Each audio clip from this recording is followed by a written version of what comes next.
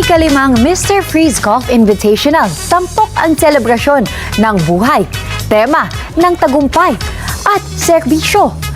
Ang tema ngayong taon, Teeing Off at 60, a milestone with a purpose. Ang detalye sa report ni Madeline Villar Moratillo. Sa gitna ng lunti ang tanawin ng Manila Southwoods, nagtipon-tipon ang mga kilalang personalidad, negosyante at golf enthusiast para sa isang makabuluhang torneo. Yan ay para sa ikalimang Mr. Freeze Golf Invitational na ginanap nitong April 10 sa Manila Southwoods Golf and Country Club. Napuno ng excitement ang nasabing golf competition, dagdag pa ang nakakalulang mga papremyo.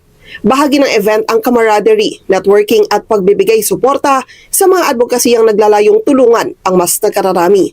Nakaisa rito ang ilang media personalities, artists and celebrities na nagbigay kulay sa event. I'd like to thank all the sponsors and all the players who have supported the 5th Mr. Freeze Golf Tournament for a cause. It's my 60th birthday. I'd like to thank everyone for all the blessings, also for all the players, especially the organizers of this event. So thank you so much. Ang nasabing Mr. Freeze Golf Invitational ay isa ring selebrasyon ng buhay, tagumpay at pagbibigay serbisyo sa komunidad.